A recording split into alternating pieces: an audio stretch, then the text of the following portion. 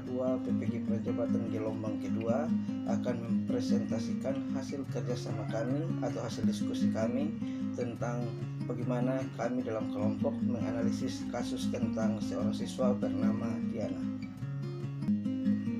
Namun sebelum itu, izinkan saya untuk memperkenalkan anggota kelompok kami atau tim yang terbentuk dalam kelompok matematika, yakni ada Pak Alexander, kemudian ada Pak Kifan, kemudian ada Ibu Diana, kemudian ada Ibu Mimi, kemudian ada Ibu Nike, kemudian ada Ibu Nur Fitri, dan kemudian ada saya sendiri, Pak Petrus, dan yang terakhir Ibu Yasinta Klau. Dan saya mendapatkan kesempatan pertama untuk menjelaskan kasus tentang seorang siswa yang bernama Diana tersebut. Saat ini adalah permulaan tahun ajaran baru.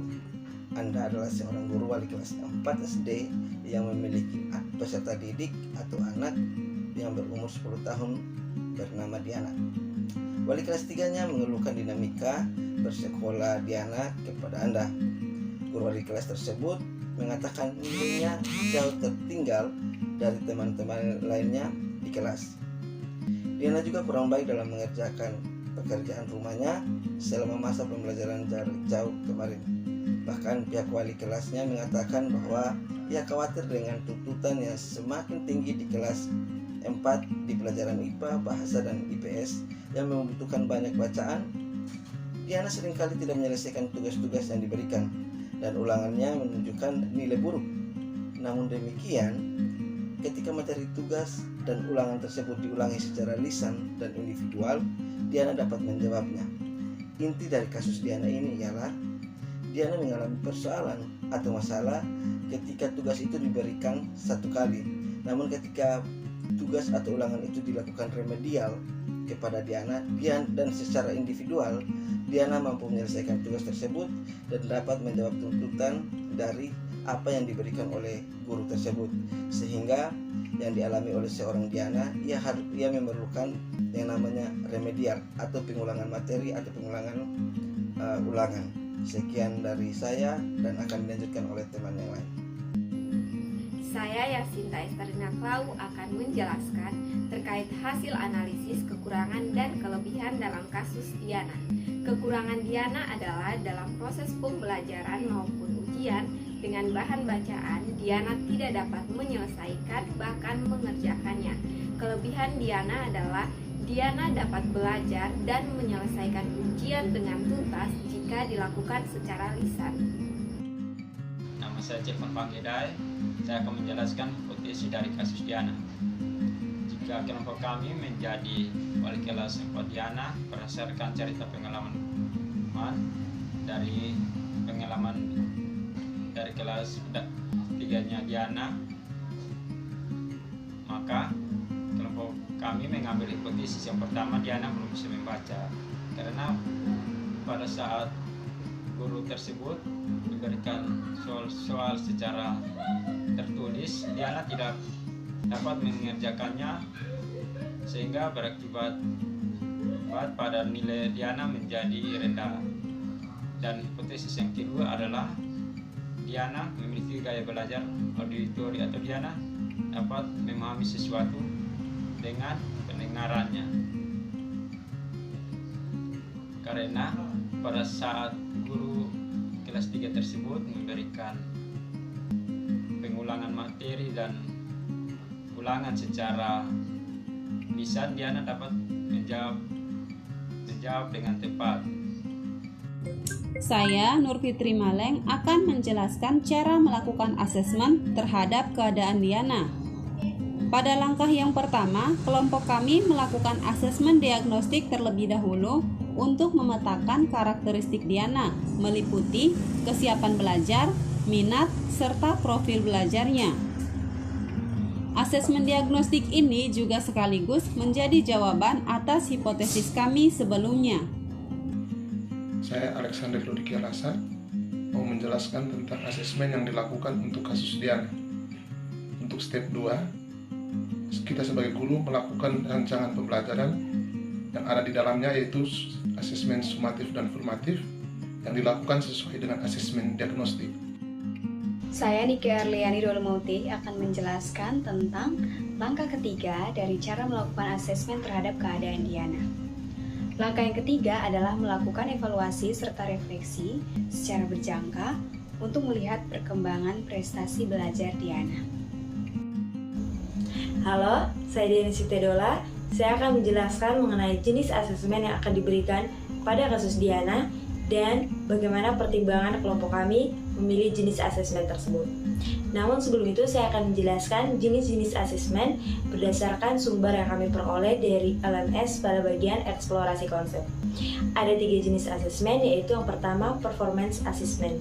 Performance assessment merupakan salah satu jenis asesmen yang menyuruh para peserta didik agar dapat melakukan demonstrasi bersamaan mengaplikasikan pengetahuan dari berbagai situasi yang dikehendaki. Yang kedua adalah penilaian portofolio dan penilaian proyek. Penilaian proyek ini merupakan suatu tugas dalam bentuk investigasi yang diawali dengan pengumpulan, selanjutnya pengorganisasian dan evaluasi hingga penyajian data. Jenis asesmen yang ketiga adalah product assessment dan self-assessment. Product assessment merupakan suatu proses penilaian keterampilan dengan cara membuat suatu produk tertentu. Sedangkan self-assessment dilaksanakan sendiri oleh peserta didik maupun oleh guru yang bersangkutan dalam kepentingan pengelolaan kegiatan belajar mengajar di tingkat kelas. Terakhir, jenis asesmen juga bisa dilakukan dalam bentuk penilaian sikap dan penilaian berbasis kelas. Berdasarkan 3 jenis asesmen yang telah disebutkan, maka jenis asesmen yang kelompok kami pilih untuk kasus Diana adalah jenis asesmen yang pertama, yaitu performance assessment. Menurut RIADM tahun 2012, performance assessment merupakan penilaian yang dilakukan berdasarkan hasil pengamatan penilai, dalam hal ini guru, terhadap aktivitas yang dilakukan oleh peserta didik sebagaimana yang terjadi.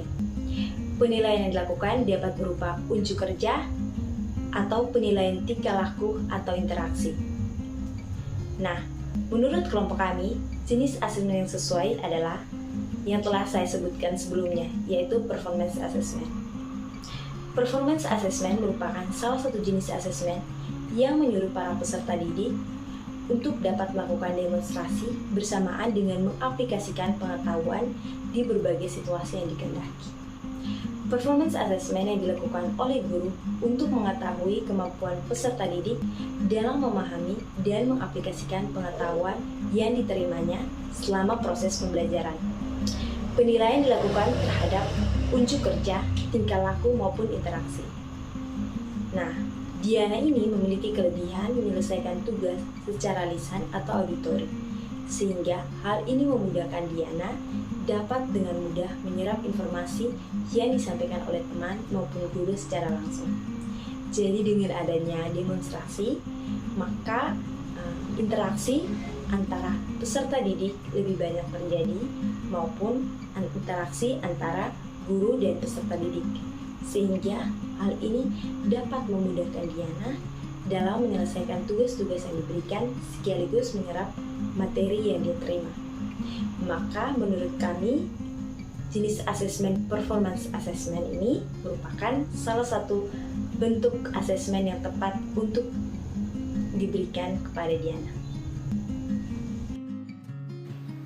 Saya Mimi Erlinda Neolaka, dan inilah kesimpulan dari rancangan asesmen yang telah kelompok kami buat. Permasalahan yang dihadapi oleh Diana adalah salah satu contoh kecil dari hambatan yang ditemui oleh peserta didik dalam belajar. Sebagai seorang guru, sudah seharusnya menganalisis setiap masalah yang dihadapi oleh peserta didik untuk menemukan solusi yang terbaik bagi mereka. Berdasarkan pengalaman sewaktu menjadi peserta didik, ketika menghadapi kendala belajar ataupun kesulitan belajar dan mendapat bantuan dari guru, tentunya sangat merasa terbantu. Asesmen dalam kurikulum Merdeka telah dirancang sedemikian rupa dengan sebaik mungkin untuk memetakan karakteristik peserta didik sampai dengan melakukan penilaian terhadap hasil belajar secara berkelanjutan. Oleh karena itu, guru harus merencanakan, menyiapkan instrumen, serta melaksanakan setiap asesmen dengan baik sesuai dengan fungsi dan tujuannya, sehingga hasil yang diperoleh dapat menggambarkan kebutuhan dan hasil belajar peserta didik secara akurat.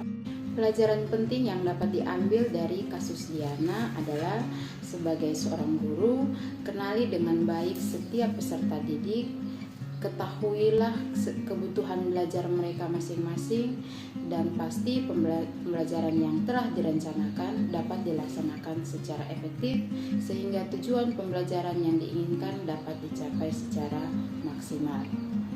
Demikian hasil diskusi kelompok matematika.